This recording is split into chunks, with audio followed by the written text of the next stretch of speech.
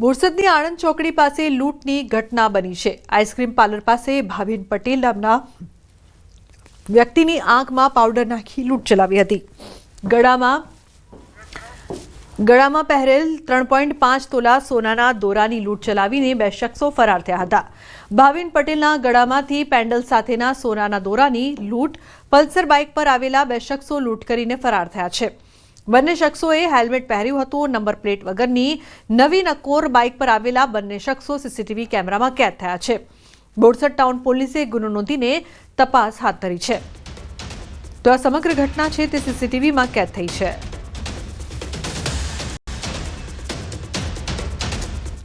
अन्य समाचार जूनागढ़ महादेव भारती बापू गुम थयानो मामलो सुसाइड नोटना आधारे पुलिस द्वारा पूछपरछ करवामां आवी छे। सुसाइड नोट में लखेला नामना शख्सोनी पूछपरछ डॉग स्क्वॉड द्वारा जंगल में 7 कलाक शोधखोळ कराई। 7 कलाकनी मेहनत बाद पण बापूनी भाळ नहीं मळी। रविवारनी रात्रिए बापुए ट्रस्टीने फोन कर्यो हतो। बापुए करेला फोन नंबरनी विगतो मेळववानी तजवीज हाथ धरवामां आवी छे। तो ट्रस्टीने फोन करवामां आव्यो हतो बापू द्वारा। हजू सुधी बापूनी कोई भाळ नथी मळी। तो सुसाइड नोट में जेमना नाम लख्या हता तेमनी पूछपरछ थई रही है। अमार जोड़ा छे फोन लाइन पर। अमार हवे खासो समय पण थई गयो छे, शुं अपडेट छे? पोलीसने कोई जानकारी मळी होय? लुग्न चोक्कस के बापू गुम थया ने 60 कलाकथी वधुनो समय थयो छे, छतां हजू सुधी बापूनी भाळ मळी नथी। खास करीने शनिवारे मोडी रात्रे એટલે કે રવિવારે વહેલી સવારે બાપુ આશ્રમેથી ગુમ થયા। બાદમાં બાપુ જે તરફ જાય છે તે સીસીટીવી સામે આવ્યા। પોલીસ દ્વારા તેના આધારે તપાસ કરવામાં આવી। ગઈકાલે 7 કલાક સુધી ડોગ સ્ક્વોડની ટીમો પણ કામે લાગી હતી, પરંતુ ક્યાંય બાપુની ભાળ છે તે હજુ સુધી મળી નથી। બીજી તરફ બાપુએ જે 5 પાનાની સુસાઇડ નોટ લખી છે, જેમાં 3 મુખ્ય જે નામ છે તે લોકોની પોલીસ દ્વારા પૂછપરછ શરૂ કરવામાં આવી છે તેવી પ્રાથમિક માહિતી મળી હતી। હાલ તે લોકોની પણ પૂછપરછ થઈ રહી છે। બીજી તરફ બપોરના સમયે એસઓજીની ટીમ પણ ભારતી આશ્રમ ખાતે પહોંચી હતી અને ત્યાં પણ ફરી સીસીટીવી કેમેરાની તપાસ કરવામાં આવી રહી છે। જે આશ્રમના સેવકો છે, લોકો છે, તેમની પૂછપરછ કરવામાં આવી રહી છે।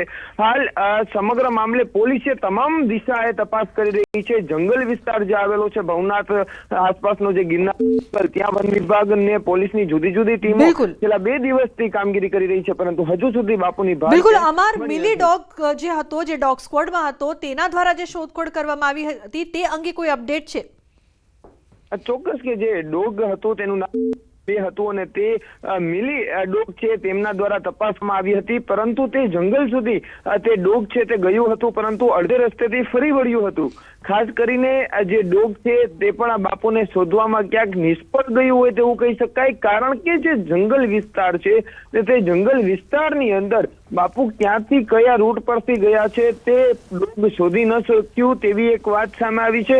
બીજી તરફ બાપુએ એમ કહ્યું હતું કે હું જટાશંકર છું, પરંતુ જટાશંકર સુધી આ ડોગ ગયું હતું, પણ બાપુ ત્યાં પણ ન હતા। પોલીસની ટીમ ત્યાં પણ ગઈ હતી, એટલે કે આ ડોગ સ્ક્વોડ તો તેની રીતે કામ કરતું હોય છે। અનેક જે કેસ છે તેમાં આ જે ડોગ છે તે એક મહત્વપૂર્ણ કામગીરીમાં સાબિત થતું હોય છે, પરંતુ આ જે કામગીરી છે તેમાં હજુ સુધી ક્યાંય સફળતા મળી નથી। जी बिल्कुल, आभार समग्र माहिती बदल। तो हजू सुधी सफलता नहीं मળી, बापूनी कोई जानकारी सामे नहीं आई।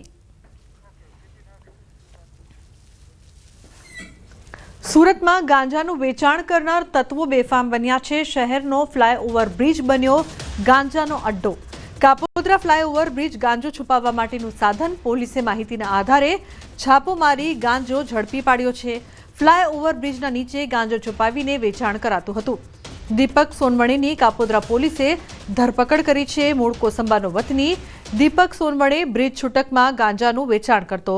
બ્રિજના પિલ્લર વચ્ચે રહેલી જગ્યામાં છુપાવતો હતો ગાંજો। ગાંજાના જથ્થા સાથે આરોપીની ધરપકડ કરીને કાયદેસરની કાર્યવાહી હાથ ધરવામાં આવી છે।